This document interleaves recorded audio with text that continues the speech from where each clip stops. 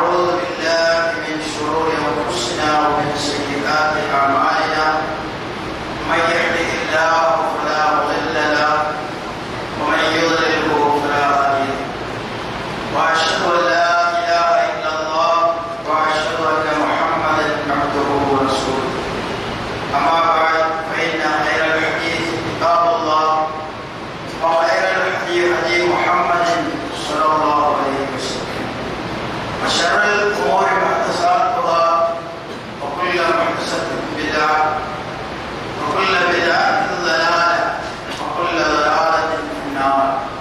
أيها الإخوان والأخوات أوصيكم وإياي أولا بتقوى الله. أعوذ بالله من الشيطان الرجيم. بسم الله الرحمن الرحيم. كلا إذا دكت الأرض دكا دكا وجاء ربك والملك صفا صفا وجيء يومئذ بجهنم يقول يا ليتني قدمت لحياتي ويومئذ لا تعذب عذابه أحد ولا يوثق وثاقه أحد. يا أيتها النفس المطمئنة ارجعي إلى ربك راضية مرضية وادخلي في عبادي وادخلي جنتي.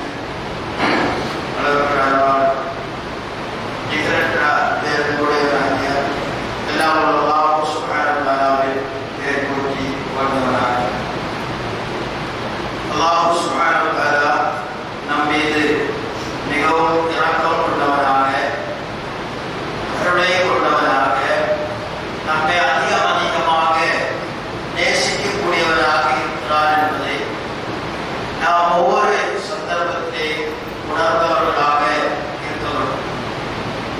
ஏனென்றால் மீண்டும் நமக்கு ஜுமாவில் அவருடைய இல்லத்தில் ஒன்று கூடக்கூடிய சிறந்த வாய்ப்பையும், அவனை புகழக்கூடிய, அவனுக்காக சுஜூது செய்யக்கூடிய ஒரு வாய்ப்பையும் தந்திருக்கிறதா என்றால் அது எவ்வளவு பெரிய ஒரு அருள் என்பதை நாம் அறிந்து கொள்ள வேண்டும். ஏனென்றால் கடந்த ஜுமாவில் இதே பள்ளியில் ஒன்று கூடியிருக்கக்கூடிய பல சகோதரர்கள் சகோதரிகள் இந்த வாரம் அவர்கள் கபர் வாழ்க்கையில இருக்கிறார்கள். அதனால் ரசூலுல்லாஹி ஸல்லல்லாஹு அலைஹி வஸல்லம் அவர்கள் கூட ஒரு சஹாபி, எனக்கு தொழுகையில கவனம் குறைவாக இருக்கிறது, தொழுகையில் இருக்கும் பொழுது உலக சிந்தனைகள் அதிகமாக என்னை தூண்டுகிறது என்று சொல்லும் பொழுது அதற்கு தீர்வாக ரசூலுல்லாஹி ஸல்லல்லாஹு அலைஹி வஸல்லம் சொல்லிக் கொடுத்த ஒரு உபதேசம், நீ ஒவ்வொரு தொழுகைக்கு வந்து நிற்கும் பொழுதும் இது நீ இந்த உலகத்தை விட்டு விடைபெறக்கூடிய இறுதி தொழுகையாக தான் இருக்கிறது என்ற எண்ணத்துடன் வந்து நிற்க வேண்டும் என்று சொன்னார். நம்ம ஒவ்வொருவரும் ஜுமாவில் ஒன்று கூடும் பொழுது இதுதான் என்னுடைய இறுதியான ஜுமா, அடுத்த நான் ஜுமாவில் நான் இருப்பேனா இல்லையா என்பது தெரிய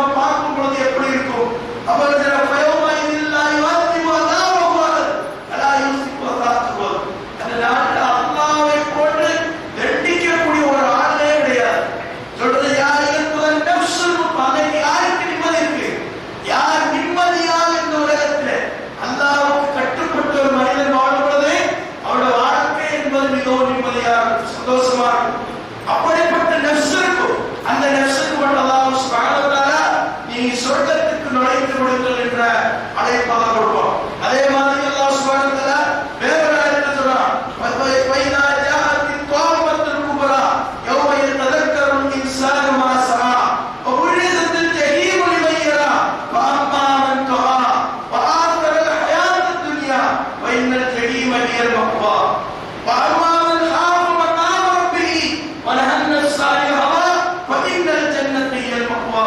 இது சூரத்து நாசியாத்ல வசனம். அந்த வேற அமளி என்று அல்லாஹ் அந்த வார்த்தையை பயன்படுத்துறான். ஜாஅத் தோமத்துல் குப்ரா, அதாவது உலகம் அழியக்கூடிய அந்த மிகப்பெரிய சத்தம், வானங்கள் பூமி எல்லாம் உடைந்து தூள் தூளாக கூடியது. யௌமயத்ததக்கருல் இன்சானு மா ஸா, அந்நாளில் மனிதன் தான் என்னென்ன முயற்சி செய்து என்னென்ன கொண்டு வந்திருக்கிறதோ அதெல்லாத்தையும் நினைவு கூறக்கூடிய நாள். வபுர்ரிஸத்தில் ஜஹீம் லிமன் யரா, அந்த நாளில் நரகத்தை மக்கள் பார்ப்பதற்காக காணும் வரை இந்த நரகத்தை கொண்டு வரப்படும். எனவே எவன் வரம்பு மீறினானோ, இந்த உலக வாழ்க்கையை அவன் தேர்ந்தெடுத்தானோ, அந்த 2 பேருக்கு தான் நீ கஷ்டம். இது இந்த உலக வாழ்க்கையை நம்ம இந்த உலகத்தில் வாழக்கூடாதோ அனுபவிக்க கூடாதோ அப்படிப்பட்ட விஷயத்துக்காக இது இல்லை. மறுமையுடைய விஷயமும் உலகத்தினுடைய விஷயமும் வரக்கூடிய இடத்துல உலகத்தை தேர்ந்தெடுக்கக்கூடிய மக்களுக்கான அவங்களுக்கு தான் அன்னைக்கு கஷ்டம். சொல்றது மாமன் என்று. ஆனா இன்னொரு மனிதன், இன்னொரு நபர் ரப்பி, தன்னுடைய ரப்பை சந்திக்க வேண்டும், ரப்புக்கு முன்னாடி நான் நிற்க வேண்டும் என்ற எண்ணத்துடன் அவன் என்ன செஞ்சான்? தன்னுடைய இச்சைகள், நம்முடைய நெஃப்ஸ் பல நேரத்தில் நமக்கு சொல்லக்கூடிய விஷயங்களை நீங்க எடுத்து பார்த்தா தெரியும். அது பெரும்பாலும் நம்மளை நரகத்துக்கு கொண்டு போகக்கூடிய விஷயங்களா இருக்கும். யாருடைய உபதேசமும் கேட்காத, நேரத்தினுடைய வழியில பயணிக்காம நம்மளோட விருப்பங்கிறது என்னன்னு பாருங்க, எது நமக்கு சந்தோஷமானது பெரும்பாலும் நரகத்துக்கு நம்ம கொண்டு போகக்கூடிய விஷயங்களா இருக்கும் இல்லையா? நமக்கு தொழுகாம இபாதத்து செய்யாம ஏதாவது ஒரு கடைவாசல்ல காலையில இருந்து நைட்டு வரையே உட்கார்ந்த எந்த சோர்வும் நமக்கு வராது. சாப்பாடு கூட தேவையில்லாம உட்கார்ந்துருவோம். ஆனா ஒரு பள்ளிவாசல்ல ஒரு அரை மணி நேரம் என்பது ஒரு 35-40 நிமிஷமானா நமக்கு சகிக்காது. 40 நிமிஷமா 45 நிமிஷமா நிறுத்த மாட்டாரா, பேசிக்கொண்டே இருக்கிறாரு, வீடு உள்ளத்துக்கு வந்துட்டு அடுத்த வாரம் சொன்னாங்க டைம் கொஞ்சம் பார்த்துட்டு சொல்லுங்க. என்ன காரணம்? நம்மளால இருக்க முடியல. இது முடிச்சுட்டு பெரிய வேலைகள் ஒன்றும் இல்லை, முடிச்சுட்டு இன்னொரு அரை மணி நேரம் வேற எங்கேயோ போய் பேசிட்டு இருக்க போறோம். ஆனா நம்மளை இங்க இருக்க விடாது. இது அல்லாஹ்வை சந்திக்க வேண்டும் என்ற எண்ணம் நம்மிடத்திலிருந்து குறைவுள்ளதா இருக்கும். குர்ஆனில் ஒரு உதாரணம் சொல்றது, ஒரு சாதாரண அல்லாஹ் சுப்ஹானஹு வ தஆலா எப்படி சொல்றான்? அவர்கள் அல்லாஹ்வை சந்திக்க வேண்டும் என்ற எண்ணத்துடன் இருந்தவர்கள் சொல்றான். எப்போ? ஜாலூத்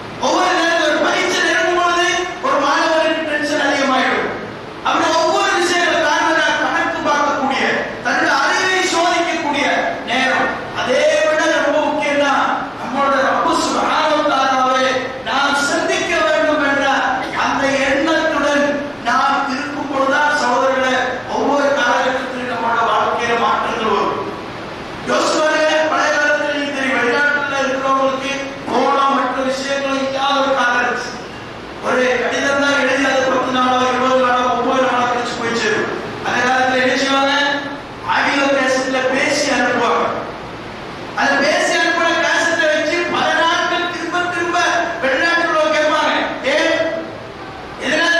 தன்னுடைய மகனுடைய மனைவியுடைய உப்பாவுடைய அந்த குரல் கேட்கும் பொழுது அந்த லைஃப்ல அனுபவிக்கக்கூடிய கஷ்டத்திலிருந்து ஒரு ஆறுதல் கிடைக்கும். பல நாட்கள் வச்சு கேட்டுட்டே இருப்பாங்க. இப்ப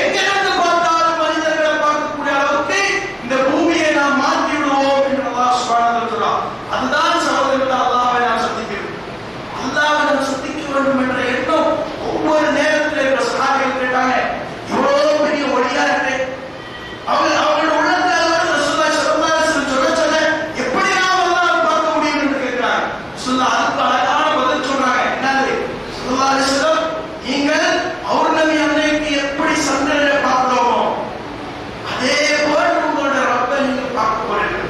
அது மட்டுமல்ல சகோதரர்களே, அந்த நாளுடைய நிலைமை என்ன?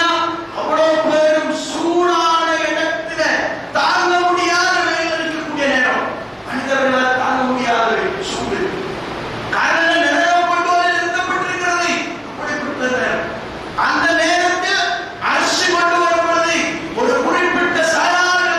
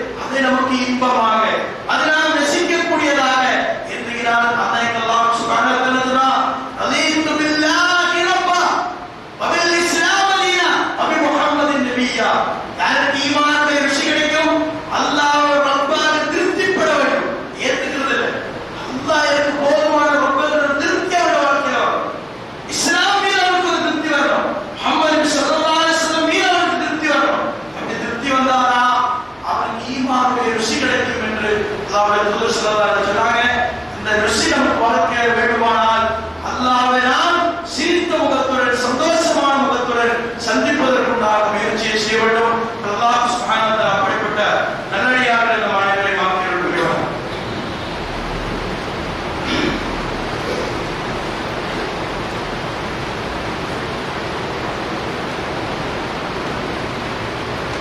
அல்ஹம்துலில்லாஹ் அல்ஹம்துலில்லாஹ் பாக்கில் துகா العزيز الجبار عافية يرمي وقابل الدور.